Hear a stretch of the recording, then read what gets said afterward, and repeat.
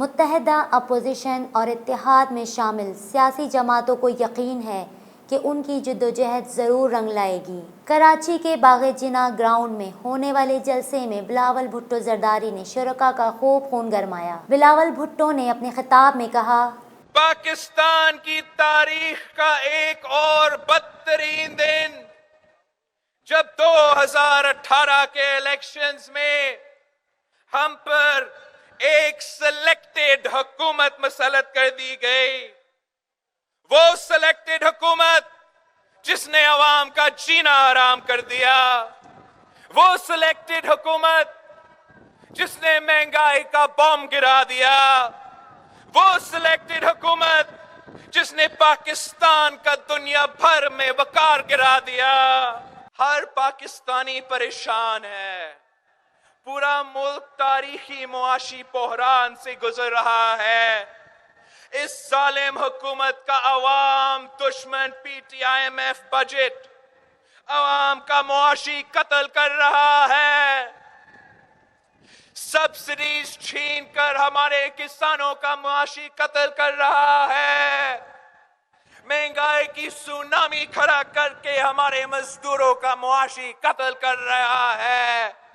جس وزیر اعظم کو اپنے وزیر رکھنے کا اختیار نہ ہو، میں اس کو سلیکٹ نہ کہوں تو کیا کہوں؟ جس وزیر اعظم کو اپنا بجٹ بنانے کا اختیار نہ ہو، میں اس کو سلیکٹ نہ کہوں تو کیا کہوں؟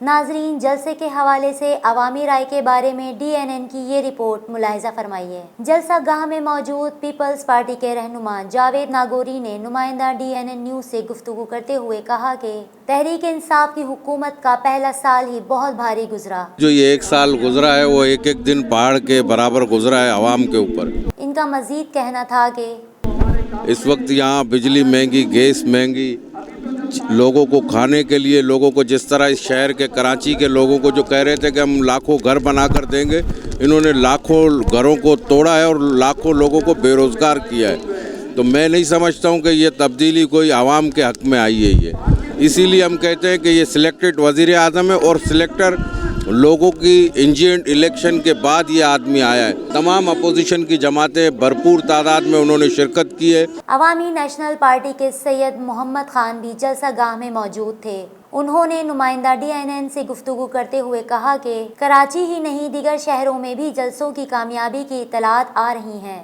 انشاءاللہ یہ آپ کو دیکھ رہا ہے، جو مختلف شہروں میں جو جلسے ہوئے وہ مکمل کامیاب ہوئے ہیں۔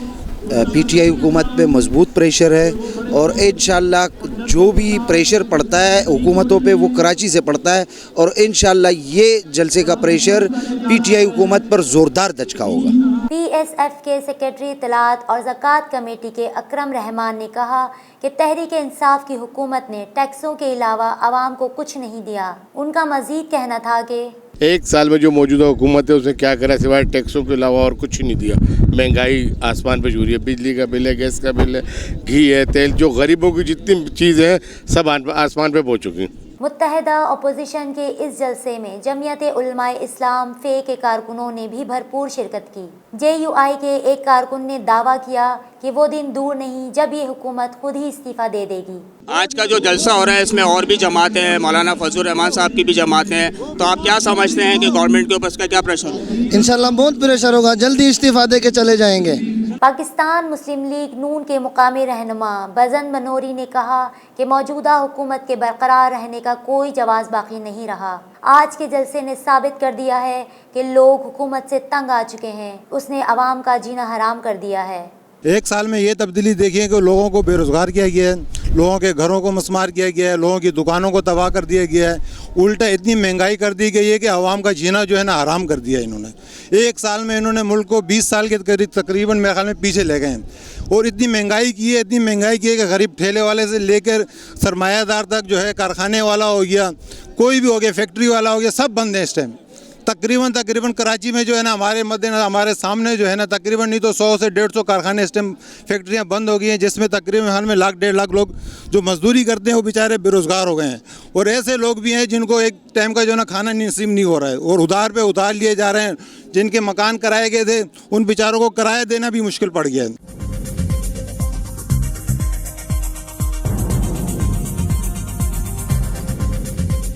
نیوز سے اپڈیٹ رہنے کے لیے ہمارے چینل کو سبسکرائب کریں اور بیل آئیکن پر کلک کریں۔